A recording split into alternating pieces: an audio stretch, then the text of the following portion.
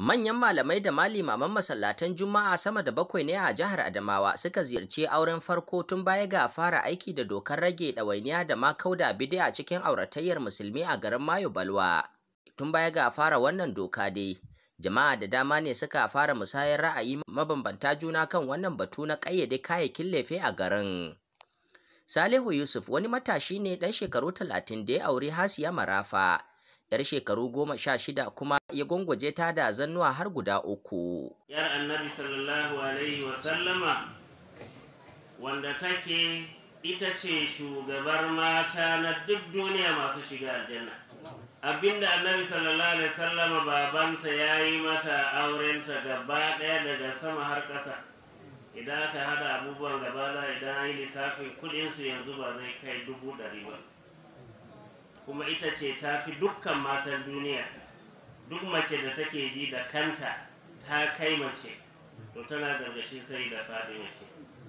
Amma Annabi sallallahu alaihi wasallam shine mafificin dukkan halittu na duniya. Ba taɓa samun irinsa ba, kuma ba za a samu ba har tashi alƙiyama. Shugaban majalisar malamai na karamar hukumar Mayo Balwa shine ma ya bada auren, inda kuwa na'ibin masallacin Modibo Adama wato Sheikh Tijjani Tahir ya daura auren.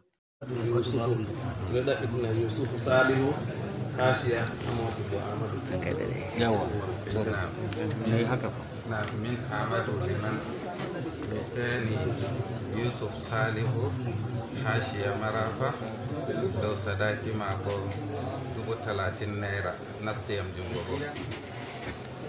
Akan sadaki naira 30,000 bayan wakilin Yusuf Salihu ya nema kuma shi waliyin Hashiya Marafa ya aurar masa, shi kuma ya karɓa masa.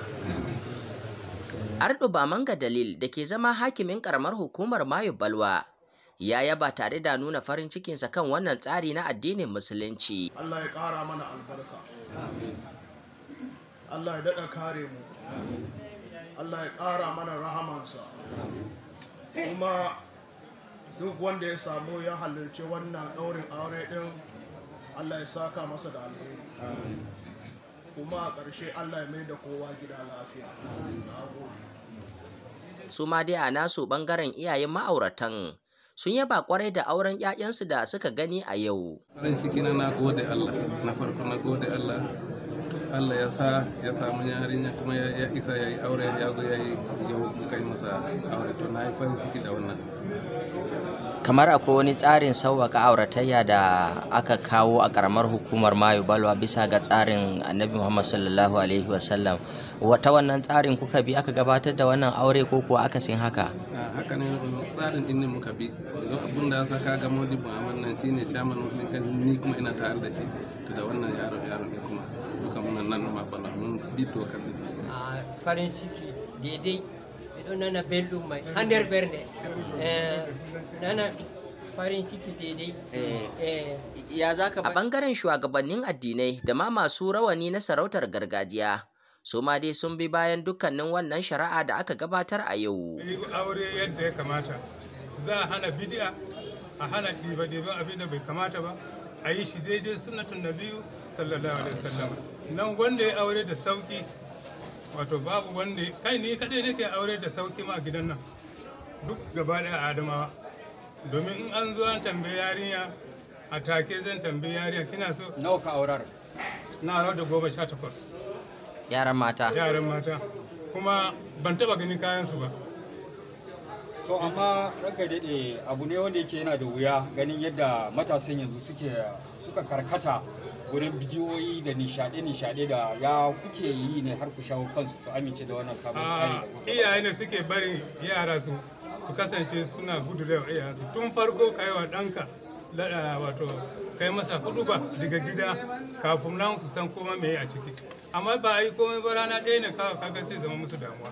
Don haka muna kokari dai yadda wannan kungiyar nan kuma wannan majalisa na Muslim Council da suka tada, ba wai sun kasa ba fa, sun bude abin da aka manta ne da shi da can, shine suka dawo da shi yanzu.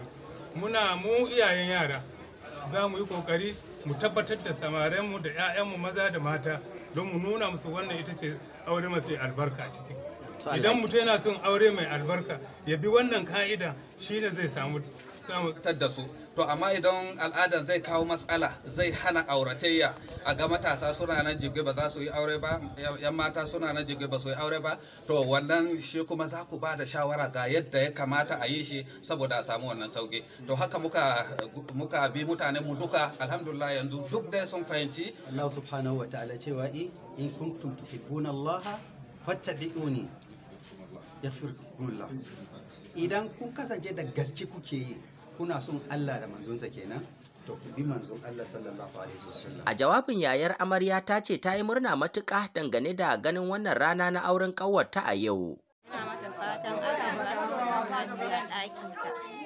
Allah ya ba ta ikon yin biyayya a mijinta. Sai yadda doka ta tana da haka aka yi kayan auren. Turmi 7 ɗin da aka faɗa? Turmi 3. Turmi 3 ma aka yi mata? To baya ga wannan turmi 3 da aka yi, ba wani korafi ko wani abu da ya faru? Ba abun da ya faru. To yanzu gashi za a iya cewa aure an ɗaura shi cikin kwanciyar hankali. A wani fata kuke mata? Muna mata fatan alkhairi. Allah ya ba ta zuriya ta gari. Hadiza Bello. Menene dangantakarki da amarya? Ni ce gogon amarya. To gashi yau yarki Allah cikin ikonsa ya kaddara ta shiga ɗakin miji. Wani fatan alkhairi kuke mata? Muna mata fatan alkhairi. Zaman lafiya. Allah ya ba ta zuriya mai albarka ɗaya ba. Ubangiji Allah ya sa wannan auren da aka yi a cikin daɗi a cikin kwanciya na wannan maganan da malamai modibai suka yi tsarin nan ya yi kyau, ya faranta mana dukiya. Allah ya faranta mana duniya gabaki daya. Ubangiji Allah ya mana jagora a wannan da abin da malamai suka yi a kai. To ina fatan masu zuwa masu tafiya baƙi duk Allah ya kai su lafiya. Ubangiji Allah ya sanya alheri a wannan aure. Kowaye ma gaba in zai yi aure dai ya san abin da doka ya tanada.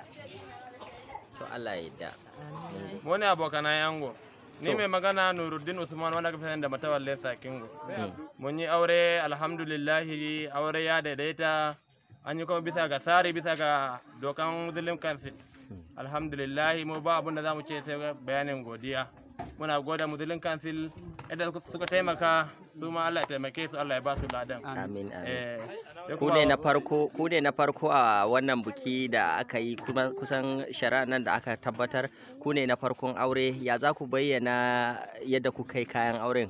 Alhamdulillah yadda Muslim Council ta tanadar ta ce a yi hakan muka yi, kuma mun kawo alhamdulillahi iyayen yara sun amince, sun yarda, sun karba bu hannu bibbiyu. Duk wani abun al'adar da suka ce su sun dauki ba abu, kuma mun yi shi cikin koshin lafiya alhamdulillah. Muna shirye-shirye ne yanzu ka duba ta bayan mu muna faman daukan kayan ne. To wace kira kuke ga sauran matasa, watakila su ma suna da sha'awar yin auren amma tsawwala abun da aka yi yanzu da aka samu sauki za su bi sawunku su ma su zo su dauka? Alhamdulillah. So mu a fahimtar mu da farko mun ga kamar tsawwalawa ne, amma da muka zo mun yi shi a zahiri mun gani gaskiya taimako ne kuma sauki muka samu. Kuma muna kira ga saura da su yi mubaya'a, su zama masu bin doka da oda kamar yadda muka bada haɗin kai. Iya kayan da aka ce mu yi mun yi shi, mun kai iyayen yarinya kuma sun amince, don dama suka ce yadda aka tanadar. Babban abin farin ciki dai a nan shine irin yadda malamai da ma shugabannin addinai da dama suka yi ta zankaɗo addu'o'i da zaman lafiya a wannan auratayya. Fata dai sai mu ce Allah ya ba su zuriya ɗayiba da kuma zaman lafiya ta dindindin. Aliyu Muhammad Tukur Binkola, sashen Hausa na Voice of Arewa, VOA.